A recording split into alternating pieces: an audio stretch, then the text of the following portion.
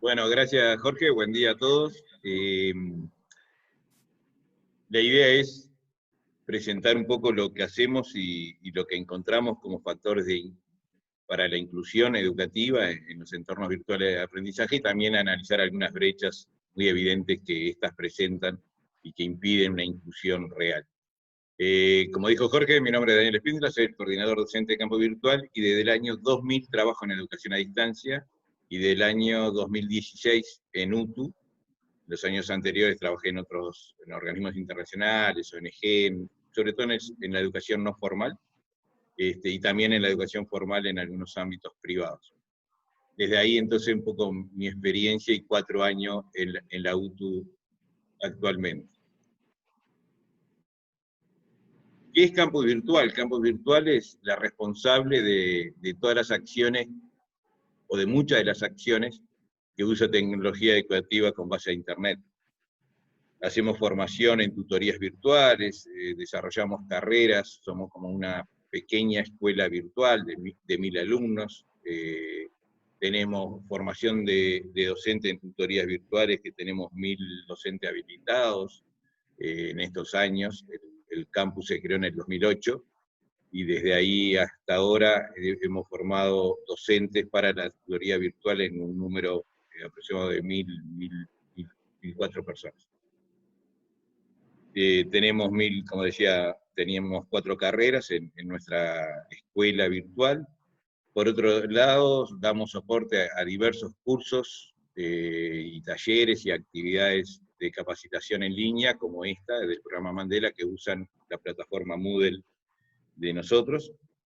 Y por otro lado, en este momento de pandemia, de urgencia sanitaria, damos soporte a todas las carreras terciarias del país. Estamos en unos 58 centros dándoles soporte con unos 10.000 estudiantes, que lo usan como complemento de la presencialidad o como emulación de la presencialidad cuando no la hubo. Y también apoyamos muchas cosas junto a Ceibal en el uso de la plataforma CREA. Entonces, más o menos, el campus virtual tiende a ser un referente dentro de la UTU para el uso de la tecnología educativa con base a Internet. Viendo factores de inclusión, los más evidentes, comencemos por los más evidentes, la inclusión territorial. Los entornos virtuales de aprendizaje permiten hacer una inclusión de gente que quedaba excluida por razones de distancia. Campus Virtual nace en el 2008 para darle posibilidades educativas a mucha gente que quedaba fuera de la oferta de educación terciaria por su lugar de residencia. Entonces, la oferta local no podía satisfacer algunas necesidades. El ejemplo más típico, y siempre lo ponemos porque fue con el que comenzó todo, es la formación de prevencionistas. La ley exigía a las empresas tener prevencionistas, y en un montón de departamentos no se podía hacer formación presencial por falta de docentes locales, y había una alta demanda de la gente de la localidad. La posibilidad de instrumentar a través de entornos virtuales de aprendizaje una oferta terciaria en prevencionista permitió que hoy todo el país tenga la misma oferta, el mismo programa, en todo el territorio nacional. Entonces, un factor de inclusión importante es el que hace cuenta de lo territorial. Es muy evidente, pero hay que nombrarlo porque a veces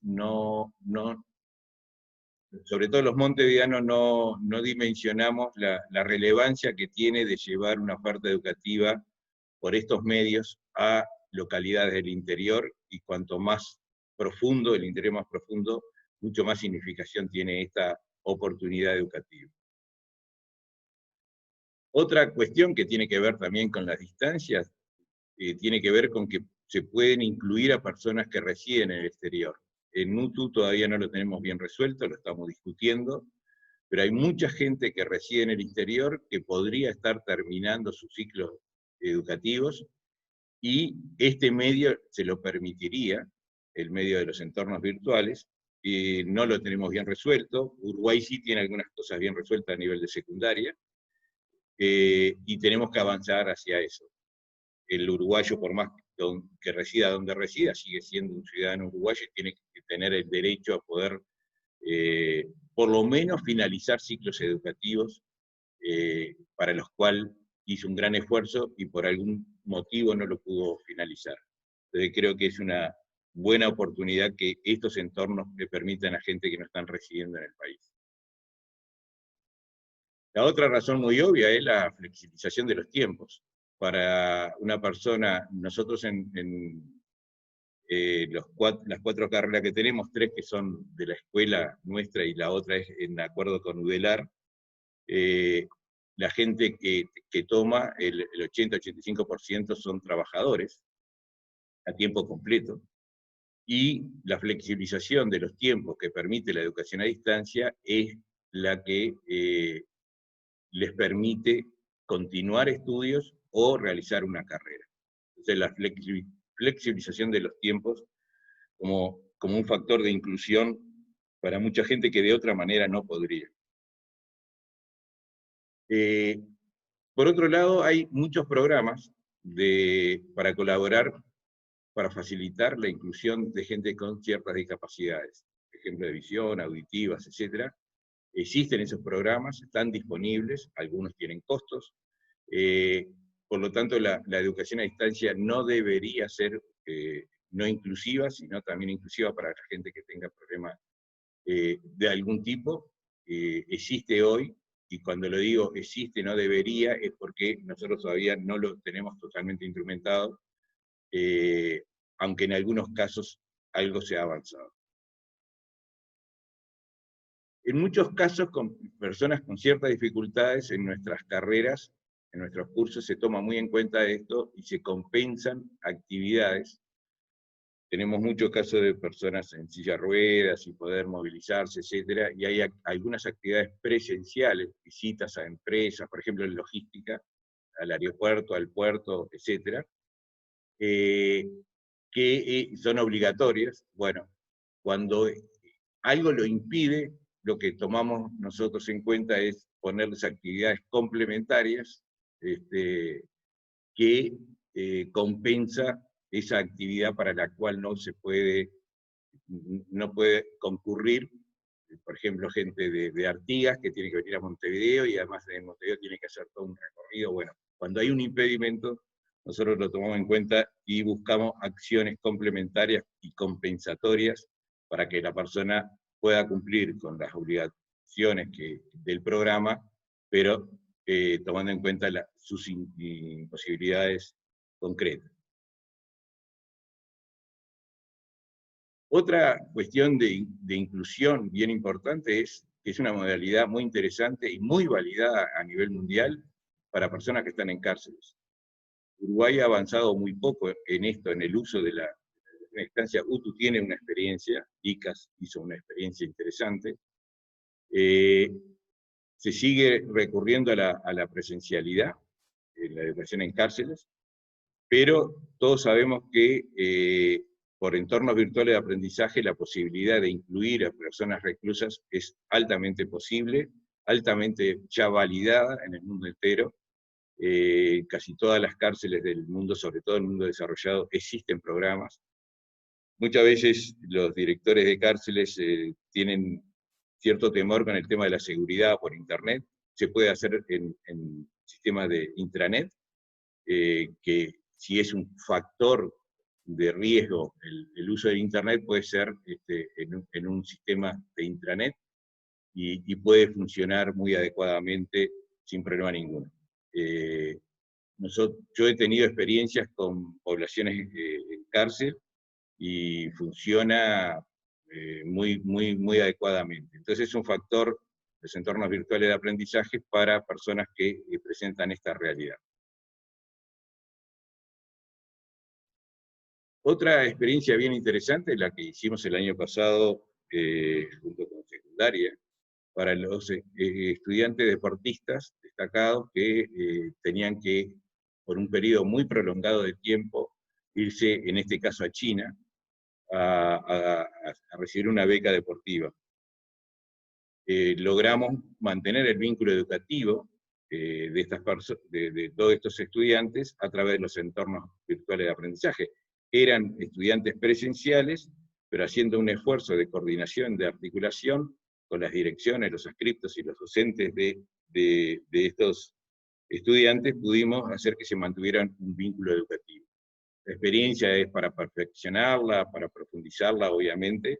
Fue una experiencia piloto, pero muy interesante, de que existe a través de los entornos virtuales de aprendizaje la posibilidad de que personas que están obligadas a no poder concurrir al centro educativo pueden mantener el vínculo educativo y pueden mantener la ruta de aprendizaje independientemente de la distancia en la que se encuentren. Eso en cuanto a los factores de inclusión. Creemos que estos factores de inclusión educativa son muy relevantes, apuesta a gente que de otra manera no tendría oportunidades educativas, y mejora la posibilidad de esta gente para continuar su ruta de formación.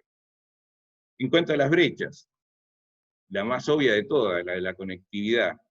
Teníamos quizás una ilusión de que Uruguay tenía todo resuelto de la conectividad, y si bien es el país que lo tiene más resuelto, no lo tiene 100% resuelto. No existe la misma conectividad, la misma calidad de conectividad en todo el país y en todos los sectores sociales.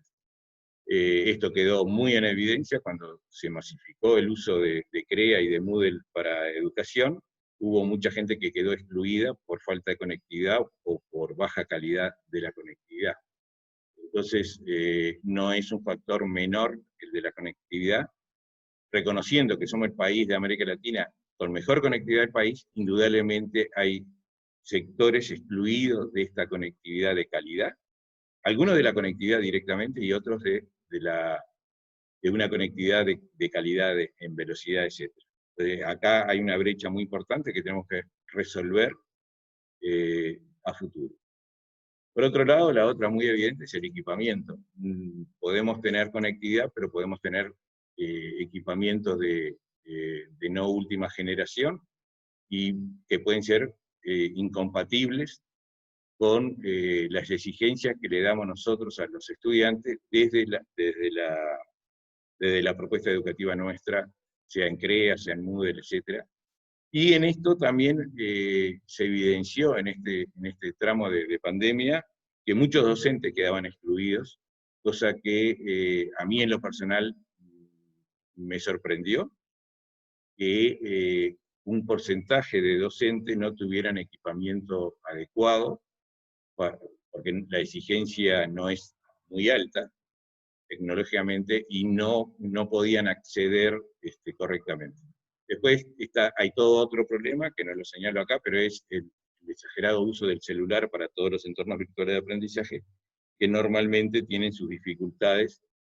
Son recomendados para hacer algunas acciones, pero no todas. Pero bueno, eso ya es cultura, sobre todo de los más jóvenes, que usan mucho el celular y que no es el que da el mejor servicio para un uso adecuado y dinámico de los entornos virtuales de aprendizaje. Otra brecha muy importante son las competencias digitales, tanto de estudiantes como de docentes, como del entorno familiar. Quedó muy en evidencia también esta pandemia, de que hablábamos de que había mucha cultura digital y mucho uso digital en los jóvenes, y descubrimos, o no descubrimos, afirmamos lo que sospechábamos, que había más cultura de uso de redes que de un correcto uso de todo lo digital.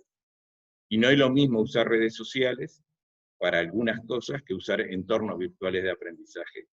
Entonces, hubo y hay todavía mucha deficiencia de uso, de correcto uso, de profundo uso, también en los jóvenes, que creíamos que eran ya los nativos digitales, hablábamos, y son nativos de redes, y con gran posibilidad de pasar a ser nativos digitales, pero a veces tienen un trecho a recorrer, y que en este contexto de alarma sanitaria quedó muy evidente. Los docentes presentan una baja competencia digital en un porcentaje altísimo. Sorprendentemente, los requerimientos que nosotros hemos tenido, algunos son muy, muy primarios, muy de cosas demasiado básicas, y entonces, bueno, lograr que eso vaya mejorando para llegar a usar los entornos virtuales de aprendizaje es importante. Los entornos familiares, obviamente, según clase social, según tipo de uso también, sobre todo esto para los más jóvenes, que importa el fortalecimiento de esto y el acompañamiento familiar. Bueno, un montón de gente no podía hacer acompañamiento porque les faltaban estas competencias básicas de uso de lo digital. Otro factor es la escasa formación en tutorías para entornos virtuales de aprendizaje. Si uno analiza lo que pasó cuando masificamos el uso de las plataformas educativas, claramente nuestro colectivo docente no estaba preparado, no estaba en condiciones de afrontar. No lo elegimos, nos agarró inesperadamente, pero lo que quedó muy en evidencia es que el porcentaje de la gente que tenía formación para usar muy básicamente y hacia arriba los entornos virtuales de aprendizaje era un porcentaje bastante menor.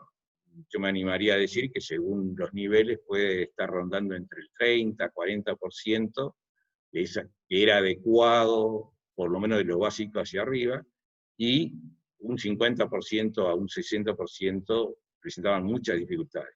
Creo que hoy todavía debe haber un 30-35% que tienen casi las mismas dificultades del punto de arranque, y eso, bueno, es una brecha a superar, porque si no tenemos una orientación, una posibilidad de liderar procesos en los entornos virtuales de aprendizaje, el esfuerzo solo del estudiante, solo del núcleo familiar, no es suficiente, y bueno, tenemos que invertir mucho más en esto de la formación, en el uso de los entornos de parte del colectivo docente.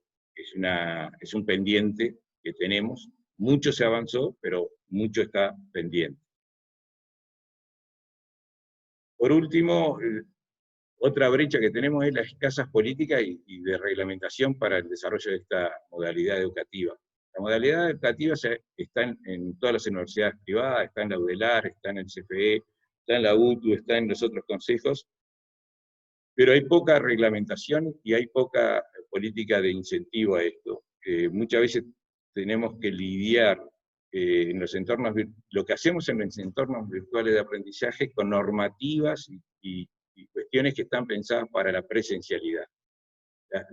La no adaptación de reglamentación que permita tener reglamentaciones específicas, muchas veces dificulta el mejor uso y lograr mejores resultados. En la UTU demoramos 2 años y medio, casi 3, en que existiera un reglamento, un REPAG, que se le llama en la institución, que contemple lo presencial y que contemple lo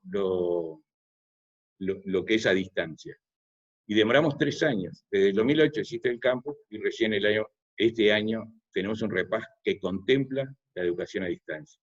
Entonces, también es una brecha, porque si hubiera más políticas explícitas, si hubiera más reglamentaciones claras, todo esto podría desarrollarse mucho más en el país.